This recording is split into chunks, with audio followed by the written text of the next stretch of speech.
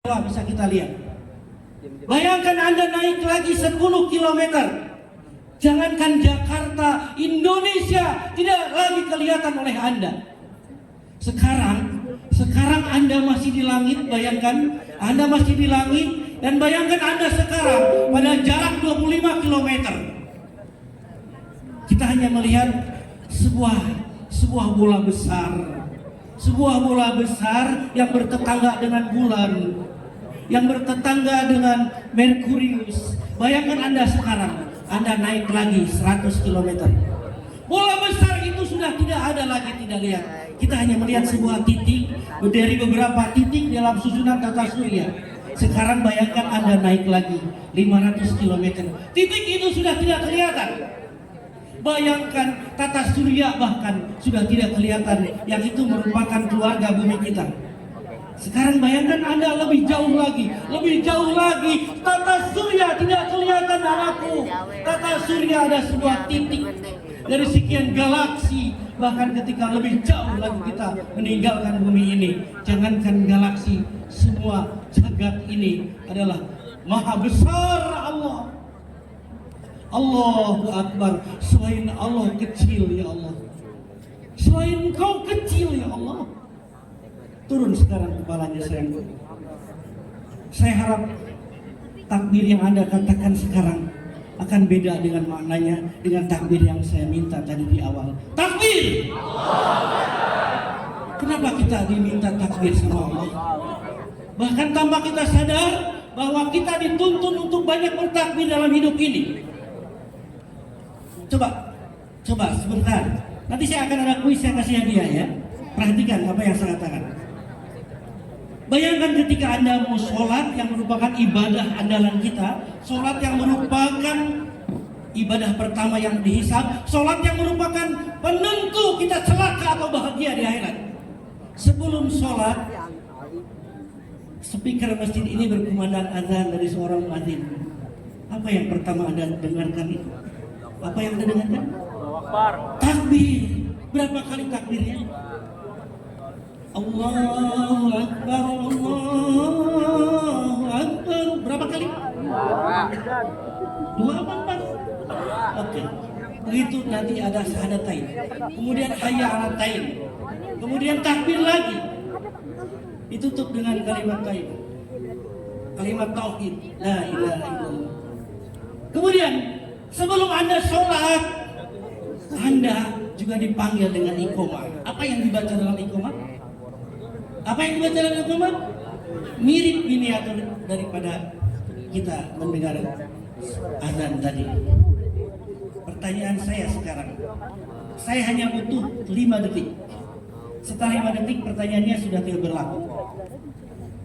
Sebelum Anda takbiratul ihram yang merupakan takbirnya, rukunnya sholat. Anda tidak sah sholat Anda. Saya ulangi, sholat kita tidak sah kalau kita tidak takbir. Namanya takbiratul ihram. Allahu Akbar. Pertanyaan saya, sebelum kita takbiratul ihram yang merupakan pembuka sholat, sudah berapa kali telinga ini didengarkan takbir di masjid? Angkat tangan berapa? Saya minta angka berapa? Angkat tangan. Angkat tangan berdiri. Berapa takbir? 1, 2, 3, 4, 5, 6, 7. Berapa? Berdiri sayang. Sebutkan nama kelas. Berapa? Masih kurang. Tadi ada yang selain itu. Berdiri. 6. Ada lagi? Coba hitung deh. Allahu Akbar, Allahu Akbar. Itu 4 kali ya jawab. Sebelum la ilaha illallah, Allahu Akbar, Allahu Akbar lagi 2 kali. Udah berapa itu? 8. Nah, sekarang iqamah berapa kali? Iqamah berapa kali? 6. 5. Total berapa kan pertanyaan saya, total berapa? 6. Berdiri. 2. Ya. Perkenalkan, nama saya Mahamiza Bakfira dari kelas 10C. Totalnya 8 Pak. Alhamdulillah, sama dengan alma mater kita. Tepuk tangan Bang. Ini Jumat berkah ya, hadiah. Terima kasih Pak. Yang jawab saya kasih lagi hadiah. Kasih lagi bagi partner saya.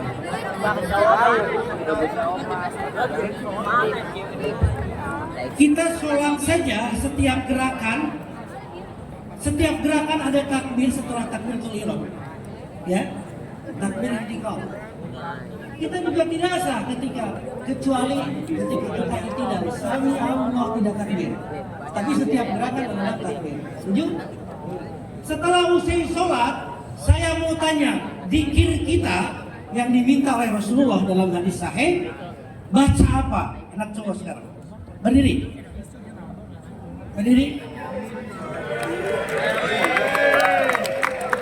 Sebutkan nama kelas.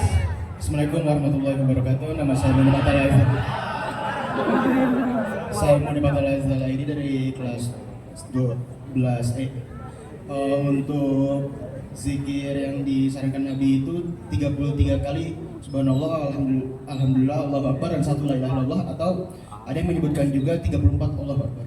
Ya, berarti pertama tasbih berapa? 33. Tahmid berapa? 33. Takbir? 33 juga. Ya, 100.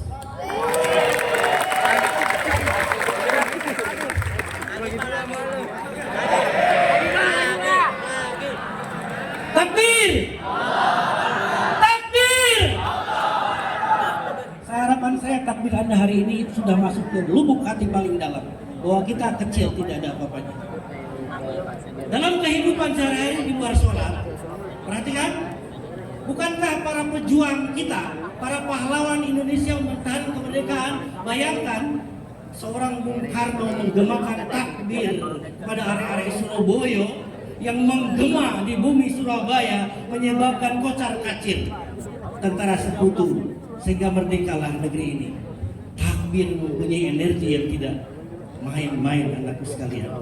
Bukankah ketika kita menyembelih hewan,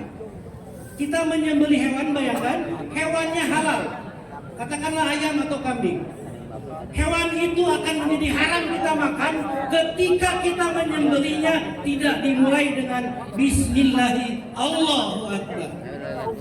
Allahu Akbar lagi kan?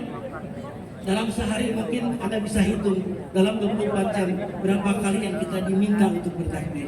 Kenapa sih sebenarnya Allah nyuruh kita banyak takbir? Bukankah Allah itu Al-Kabir? Seandainya seluruh manusia di jagat ini, saya ulangi, seandainya seluruh manusia di jagat ini yang jumlahnya katanya 7,4 miliar, semuanya tidak ada yang takbir. Saya ulangi, seandainya semua tidak yang takbir, Allah tetap Al-Kabir. Allah tidak akan berubah sifatnya, Allah tetap takbir. Tapi Allah tetap meminta kepada orang-orang beriman kepada kita, banyaklah bertakbir. Sehingga ini maknanya. Ini poinnya. Kenapa kita banyak takbir, anakku? Karena Allah meminta kita dengan banyak takbir, maka akan terkikis sifat-sifat takabur kita. Kita manusia punya kecenderungan takabur. Bahkan dosa takabur adalah dosa pertama yang dilakukan oleh seorang makhluk kepada sang Khalik. Kepada siapa itu dijatuhkan Allah? Dosa pertama itu karena takabur. Dijatuhkan kepada siapa? Makhluk bernama Iblis. Lihat di suratnya saya hiddenkan. Jadi kuis ya. Ada pertanyaan Allah kepada Iblis nih, ketika disuruh kepada Adam untuk bersujud. Begini pertanyaannya, dengarkan. Mana aka antas juda lima kholakta, wahai Iblis, mengapa engkau tidak mau sujud terhadap makhluk yang baru saja aku ciptakan? Siapa yang bisa menjawab? Di surat Shad ayat 75-76. Berdiri, silakan ke sini. Ya, mulai berdiri dua-duanya. Boleh berdiri. Yuk, silakan jawab. Assalamualaikum warahmatullahi wabarakatuh.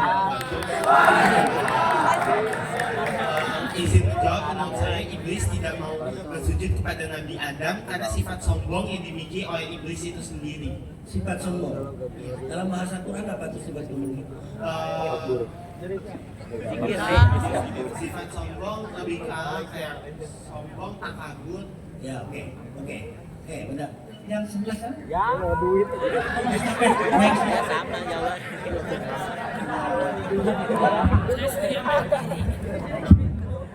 Arifin. Assalamualaikum warahmatullahi wabarakatuh. Perkenalkan nama saya Fena Krisna dari kelas 12E.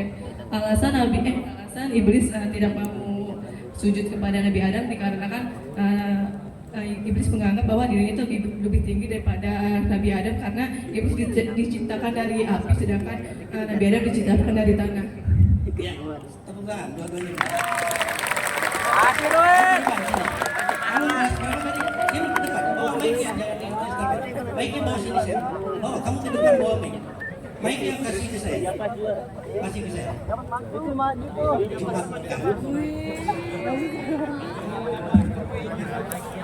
Cuma lagi tadi, lagi. Jadi begini, kamu kasih. Kalau anak cowok nggak tahu. Awas dikit. Coba begini. Ternyata jawabannya ada diabadikan dalam Quran surah Shad. Ketika Allah tadi katakan kenapa nggak kamu masuk? Jawabannya dengarkan baik. Boleh dibuka sekarang dari sini. Boleh nanti. Surat Shad ayat 75-76. Ana khairum minhu ya Allah. Saya itu lebih mulia daripada ciptaanmu yang baru. Khalaqtani min nar. Aku diciptakan dari api, betul? Wa khalaqtahu min tin. Dan dia diciptakan dari tanah. Iblis tidak sependapat dengan Allah. Iblis sok tahu, dia mengatakan ini lebih mulia. Ya, api lebih mulia dari tanah, padahal Allah tidak pernah mengatakan apapun. Jadi kami hilangkan sifat ini karena ini menyebabkan. Ini dengarkan anakku sekalian. Ini berapa menit lagi sih? Masih lama. Coba dengarkan anakku. Saking dasarnya takabur, dengarkan baik-baik. Hadis sahih riwayat Imam Muslim. Sanadnya dari Ibnu Mas'ud, Abdullah bin Mas'ud itu adalah sekretaris Nabi.